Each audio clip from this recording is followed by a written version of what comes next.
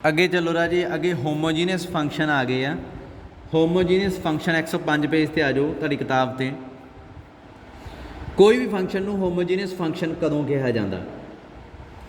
जिवें मान लो f(x, y) है,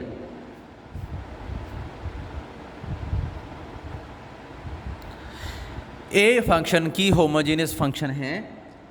हुण जे मान लो मैं तुहानूं कहां इहदे च x कॉमन कढ लो, जिन्नी वड्डी तो वड्डी पावर x की बाहर निकल सकती है, सच दैट पिछला फंक्शन है जिहड़ा वो y/x च एक्सप्रैस हो जाए।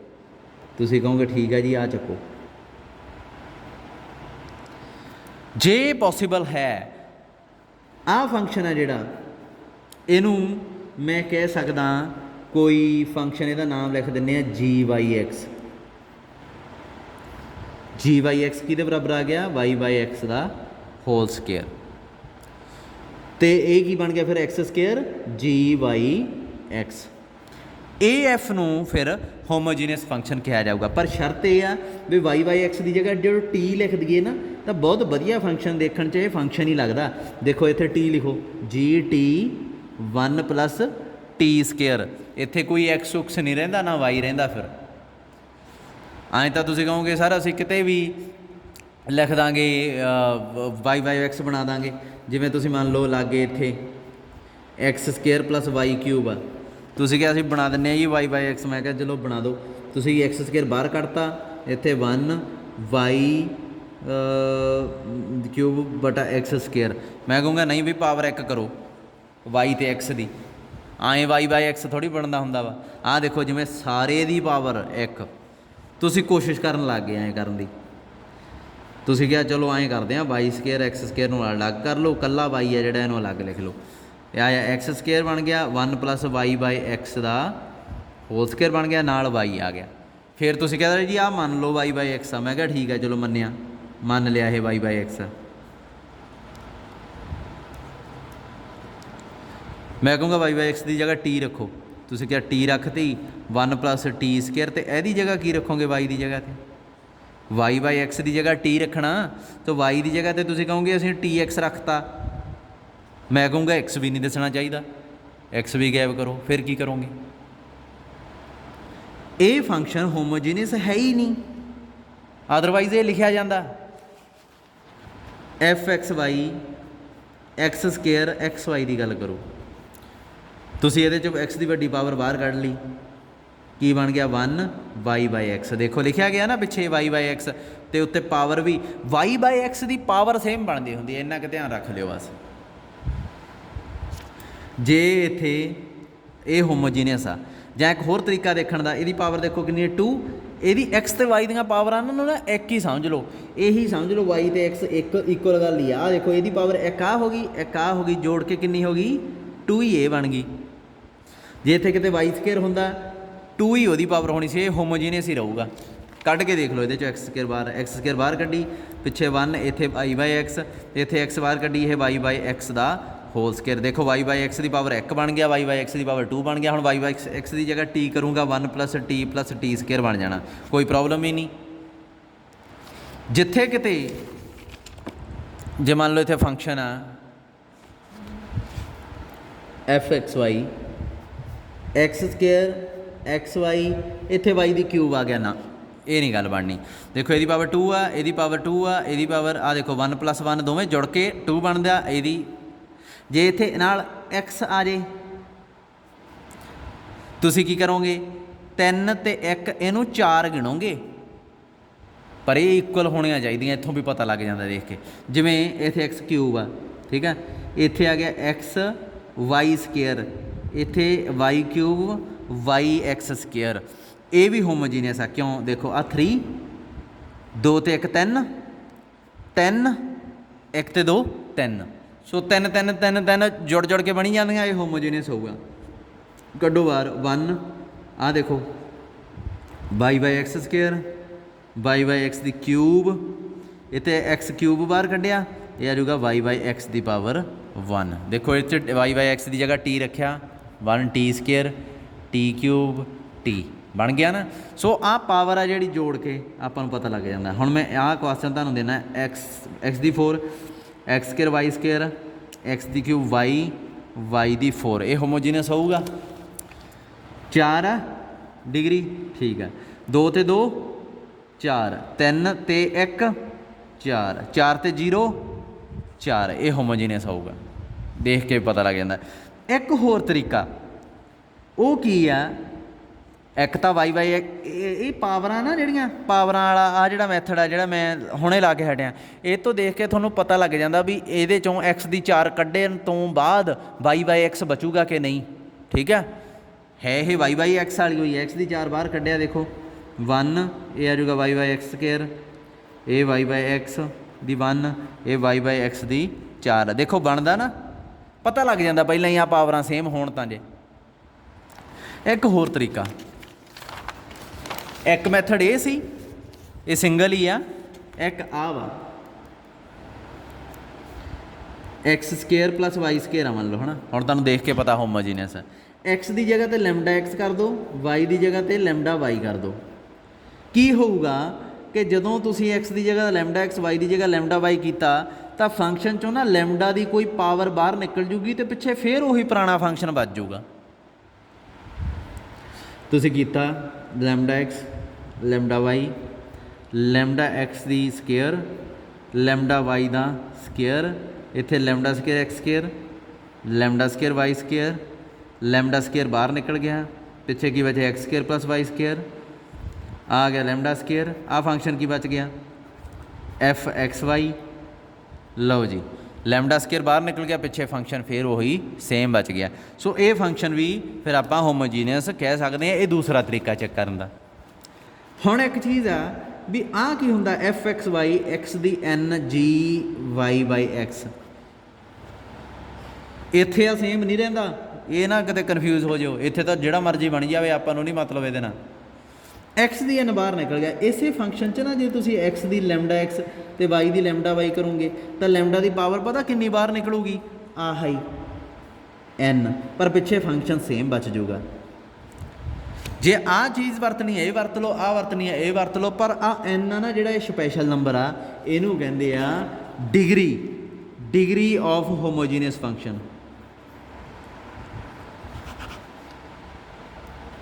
कितनी होगी 2 राजे। ये उही डिग्री आ जिहड़ी मैं हुणे कैलकुलेट करके तुहानूं दिखाई सी, मैनूं पेज गवाच गया। आ देखो आ देखो, आ डिग्री उही तुरी आउंदी है ना, पावरां इक्वल कर करके जिहड़ी चीज़ आउंदी हुंदी आ, हरेक दी डिग्री कितनी है 4, इहदी डिग्री कितनी 4, इहदी डिग्री कितनी 4, इहदी डिग्री कितनी 4। ये पॉलीनोमियल की डिग्री नहीं गी, ये पॉलीनोमियल की डिग्री नहीं गी।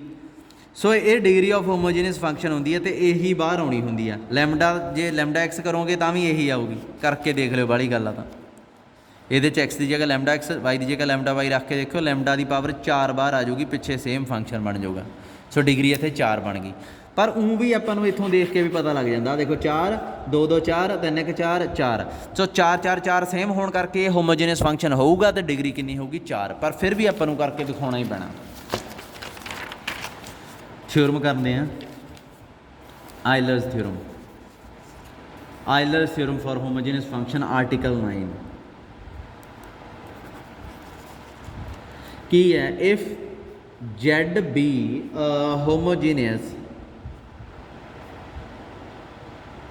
फंक्शन, हुण तुहानूं पता भी जो होमोजीनियस फंक्शन किहड़ा हुंदा, of X Y of order भी लिख सकते हैं इहनूं एन, डिग्री भी लिख सकते हैं, ऑर्डर भी लिख सकते हैं। Then x curl z over curl x, y curl z over curl y, n z होगा for all x y belongs to domain of function. ये गल तो इन्ना ध्यान देने की लोड़ नहीं, कुछ नहीं। डोमेन मतलब फंक्शन की कोई डोमेन तो होगी ना, एक्स वाई वो ही एलीमेंट आ कहते। तो आ जी चीज़ आ जे तुसीं देखो, ये कहना ये चीज़ नूं सैटिस्फाई करूगा ही वो function. Since Z is a homogeneous function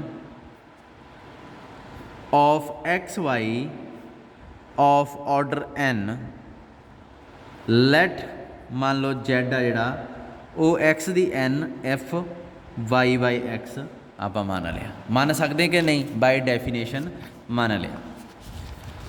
हुण की है ਇਹਦੀਆਂ ਵੈਲਿਊਜ਼ ਕੈਲਕੂਲੇਟ ਕਰੋ, curl z over curl x, curl z over curl y ਤੇ ਐਨ ਜ਼ੈਡ ਇੱਥੇ ਪੁੱਟ ਕਰਕੇ ਦੇਖ ਲਓ। ਜਦੋਂ curl z over curl x ਕੱਢਾਂਗੇ, partial derivative with respect to X ਕੀਤਾ, ਐਕਸ ਦੀ ਐਨ ਉਵੇਂ ਰਹਿ ਗਿਆ। ਇਹਦਾ ਕੀ ਹੁੰਦਾ, ਮੈਂ ਤੁਹਾਨੂੰ ਪਹਿਲਾਂ ਵੀ ਦੱਸਿਆ, ਪਹਿਲਾਂ ਸਿੰਪਲ ਡੈਰੀਵੇਟਿਵ ਹੁੰਦਾ, ਫਿਰ ਜੋ ਅੰਦਰਲੀ ਚੀਜ਼ ਆ ਉਹਦਾ ਵਿਦ ਰਿਸਪੈਕਟ ਟੂ ਐਕਸ ਕਰੋਗੇ।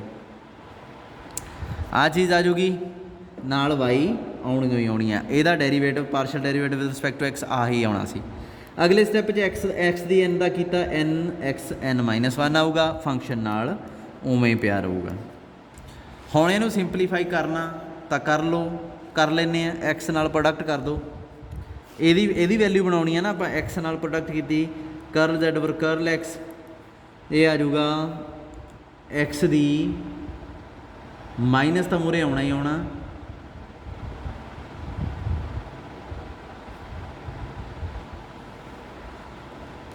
ਇੱਕ ਮਿੰਟ ਵੇਟ ਕਰੋ, ਮਾਈਨਸ ਮੂਹਰੇ ਆਉਣਾ ਸੀ, ਵਾਈ ਵੀ ਆਉਣਾ ਵਾ,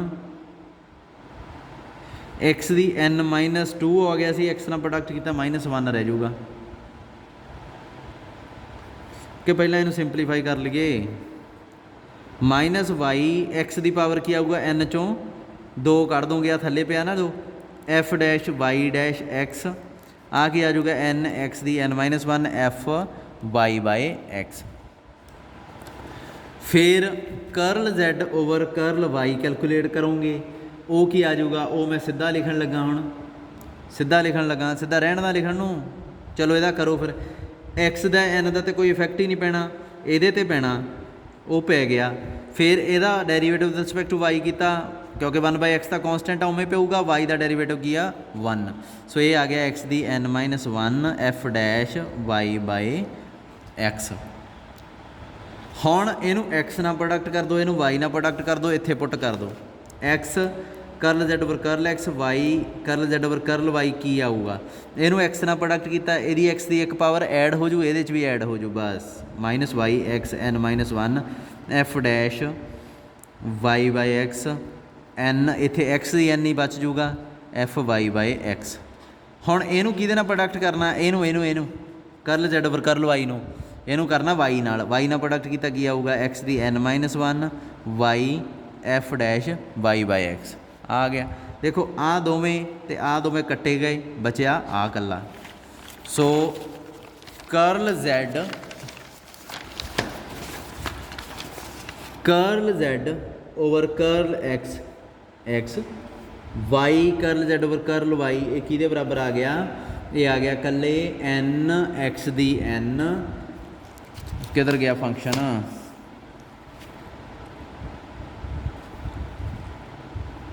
ਐਫ ਵਾਈ ਬਾਈ ਐਕਸ, ਇਹਦੇ ਬਰਾਬਰ ਆ ਗਿਆ ਸੀ ਇਕੱਲਾ, ਬਾਕੀ ਬਚ ਐਨ ਨੂੰ ਬਾਹਰ ਕੱਢ ਲਓ, ਪਿੱਛੇ ਕੀ ਰਹਿ ਗਿਆ, ਆਹ ਇਹ ਜ਼ੈਡ ਨਹੀਂ, ਸੋ ਹੋ ਗਿਆ ਪ੍ਰੂਫ, ਸੋ ਕੋਈ ਵੀ ਹੋਮੋਜੀਨੀਅਸ ਫੰਕਸ਼ਨ ਆ ਜਿਹੜਾ ਇਹ ਚੀਜ਼ ਨੂੰ ਸੈਟਿਸਫਾਈ ਕਰੂਗਾ। ਜੇ ਮੰਨ ਲਓ ਇਸੇ ਇਨਕੁਐਲਿਟੀ ਦਾ ਮੈਂ ਇੱਕ ਹੋਰ ਡੈਰੀਵੇਟਿਵ ਕਰਾਂ ਵਿਦ ਰਿਸਪੈਕਟ ਟੂ ਐਕਸ, ਤਾਂ ਕੀ ਆਊਗਾ, ਸਭ ਤੋਂ ਪਹਿਲਾਂ ਇਹਦਾ ਵਿਦ ਰਿਸਪੈਕਟ ਟੂ ਐਕਸ ਪਹਿਲੇ ਪੋਰਸ਼ਨ ਦਾ ਕਰੋ, ਐਕਸ ਉਵੇਂ ਰਹਿ ਗਿਆ, ਇਹਦਾ ਵਿਦ ਰਿਸਪੈਕਟ ਟੂ ਐਕਸ ਕੀਤਾ, ਫਿਰ ਐਕਸ ਦਾ ਵਿਦ ਰਿਸਪੈਕਟ ਟੂ ਐਕਸ ਕੀਤਾ 1, ਇਹਨੂੰ ਉਵੇਂ ਰੱਖ ਲਓ। ਚਲੋ ਪਹਿਲੇ ਦਾ ਮਸਲਾ ਤਾਂ ਹੱਲ ਹੋ ਗਿਆ। ਹੁਣ ਇਹਦਾ with respect to X V ਹੋਊਗਾ, ਵਾਈ ਤਾਂ ਕੌਂਸਟੈਂਟ ਹੈ, ਇਹਦਾ ਹੋਇਆ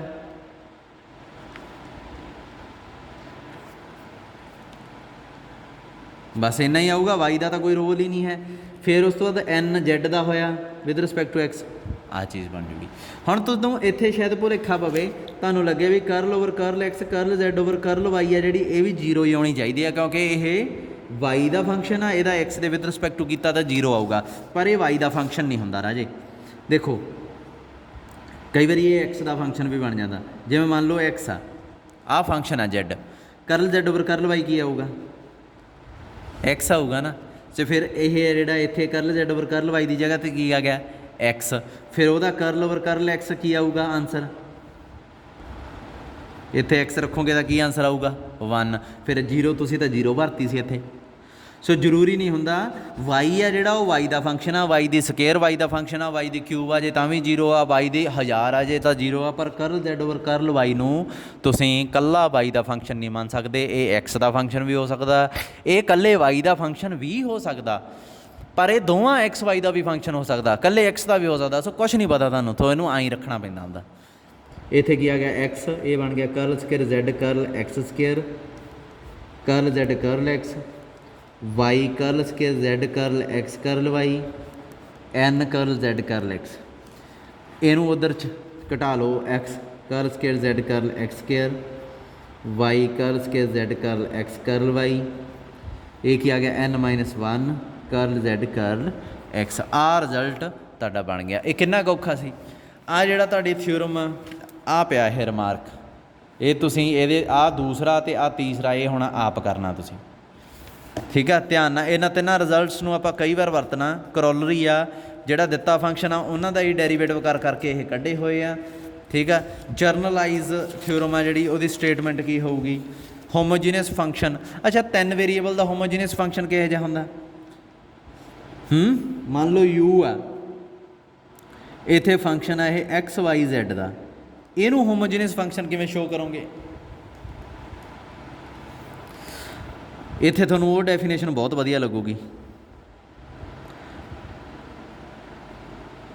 ਆਹ ਵਾਲੀ ਲੈਮਡਾ ਵਾਲੀ। ਸਿੱਧਾ ਹੀ ਪੁੱਟ ਕਰਨਾ, ਜਿਵੇਂ ਮੰਨ ਲਓ ਐਫ ਐਕਸ ਵਾਈ ਜ਼ੈਡ ਆ, ਮੰਨ ਲਓ ਇਹ ਹੈਗਾ ਐਕਸ ਸਕੇਅਰ, ਇਹ ਹੈਗਾ ਐਕਸ ਵਾਈ, ਇਹ ਹੈਗਾ ਜ਼ੈਡ ਐਕਸ, ਇਹ ਹੈਗਾ ਜ਼ੈਡ ਸਕੇਅਰ, ਇਹ ਹੈਗਾ ਵਾਈ ਸਕੇਅਰ। ਦੱਸੋ ਇਹ ਹੋਮੋਜੀਨੀਅਸ ਹੋਊਗਾ? ਵੈਸੇ ਤਾਂ ਦੇਖ ਕੇ ਪਤਾ ਲੱਗੀ ਜਾਂਦਾ ਭਾਈ, ਕੋਈ ਟੈਨਸ਼ਨ ਵਾਲੀ ਗੱਲ ਨਹੀਂ। ਇਹਦੀ ਡਿਗਰੀ 2, ਇਹਦੀ ਡਿਗਰੀ 1+1 2, 1+1 2 2 2, ਇਹ 2 ਡਿਗਰੀ ਦਾ ਹੋਮੋਜੀਨੀਅਸ ਫੰਕਸ਼ਨ ਆ। ਪਰ ਇਹਦੇ 'ਚ ਇੱਕ ਸਿੰਗਲ ਵੇਰੀਏਬਲ ਤੁਸੀਂ ਚੁਣ ਲੈਣਾ, ਉਹਨੂੰ ਬਾਹਰ ਕੱਢ ਲੈਣਾ। ਐਕਸ ਸਕੇਅਰ ਬਾਹਰ ਕੱਢਿਆ, ਇਹ ਆ ਗਿਆ 1, Y by X, Z by X, Z by X the hole square, Y by X the hole square. ਸੋ ਇਹ ਕੀ ਬਣ ਗਿਆ? ਇਹ ਸਾਰਾ ਫੰਕਸ਼ਨ ਵਾਈ ਬਾਈ ਐਕਸ ਅਤੇ ਜ਼ੈਡ ਬਾਈ ਐਕਸ 'ਚ ਐਕਸਪ੍ਰੈਸ ਹੋ ਗਿਆ। ਸੋ ਪਿਛਲਾ ਜਿਹੜਾ ਫੰਕਸ਼ਨ ਆ ਇਹਦਾ ਨਾਮ ਰੱਖੋ ਜੀ ਜ਼ੈਡ ਬਾਈ ਐਕਸ ਅਤੇ ਵਾਈ ਬਾਈ ਐਕਸ। ਕੀ ਬਣ ਗਿਆ ਇਹ?